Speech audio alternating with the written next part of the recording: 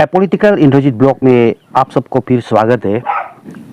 दोस्तों, चलिए आज मैं ट्राई करूंगा एक एग्जांपल के द्वारा आप लोगों को बताने के लिए कि ये जो अभी बहुत चर्चा में है यूनिफॉर्म सिविल कोड जो है अच्छा है या ना ख़राब है, इसमें ज़्यादा मेरिट होगा ना डिमेरिट होगा, उसको बताने का कोशिश करूंगा। मैं एग्जांपल भी दिखाऊंगा, आप लोग बने रहिए ब्लॉग में।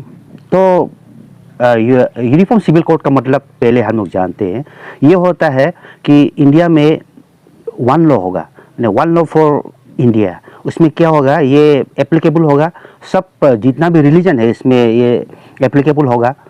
जो भी रिलीजन होगा उसमें ये एप्लीकेबल होगा, और उसमें सचेस उसमें मैरिज का जो उसमें भी होगा, डिवोर्स, इनहेरिटेंस, एडॉप्शन, ये सब में सेम लॉ लागू होगा।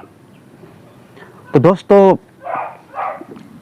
मैं नहीं सोचता कि ये जो यूसीसी है वो इतना उसका मेरिट ज़्यादा होगा, डिमेरिट ज़्यादा होगा शायद मेरा हिसाब से। क्योंकि आप अगर यूनिफॉर्मिटी लाना ही चाहता है तो इसको छोड़ो, आप अमीरी और गरीबी में यूनिफॉर्मिटी लाइए पहले, ये सबसे। क्योंकि इंडिया में आप देखिए, आप एक दिन में करोड़ों कमाने वाला भी है, और एक दिन में घर से नहीं निकलने से खाने के लिए, फैमिली को खाने के लिए नहीं है, ऐसा भी फैमिली है।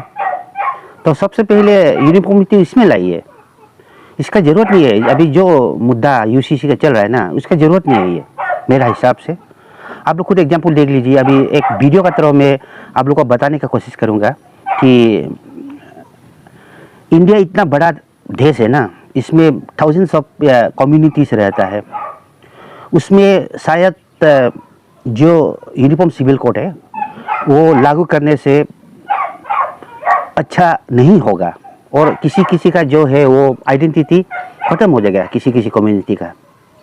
ये मेरा हिसाब से बिल्कुल जो यूनिटी इन डाइवर्सिटी बोलता है ना, यूनिटी इन डाइवर्सिटी बोलता है, उसका अगेंस्ट में जा रही है चीज़। तो हम लोग भारत को ऐसा बनाना है, ऐसा अखंड भारत बनाना है जिसमें डाइवर्सिटी हो, अलग अलग कम्युनिटी हो, अलग अलग जो ये रिलीजन हो, फिर भी यूनिटी हो।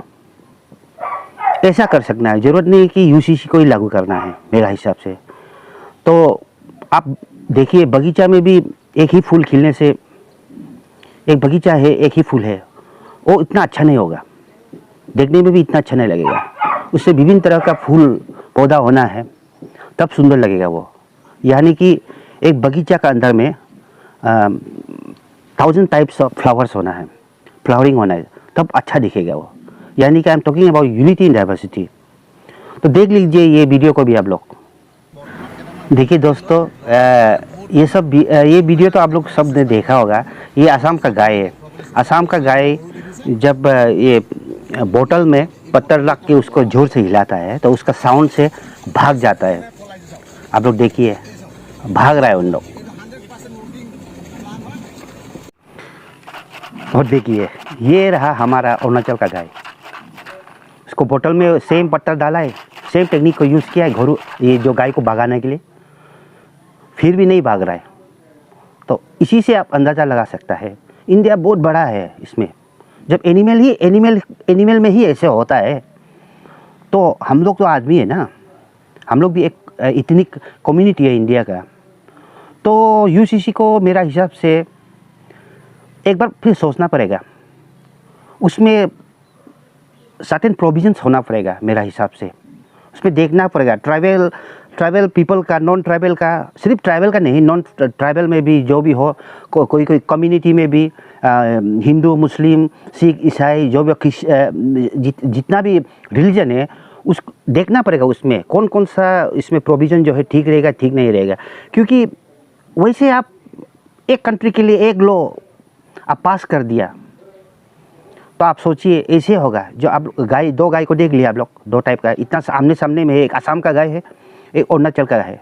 एक पकड़ लिया, एक तो भाग गया, एक तो समझ में ही उसको नहीं आ रहा है, वो भागू या क्या करूँ, ऐसा होता है। तो थैंक यू दोस्तों। मेरा ये वीडियो बनाने का मकसद है कि मैं यूसीसी को मानता नहीं, ये भी नहीं है, फिर भी गवर्नमेंट को भी सोचना पड़ेगा। सब जितना भी ट्राइबल है, जितना भी कम्युनिटीज़ है, उनका बारे में भी सोच के बनाना पड़ेगा। ये नहीं कि आप पास कर दिया, लागू कर दिया, वो थोड़ा डिक्टेटरशिप होगा मेरा हिसाब से। देश डाइवर्स होने से भी यूनिटी लाना वो सरकार का काम है। तो थैंक यू दोस्तों, आज तक के लिए इतना ही।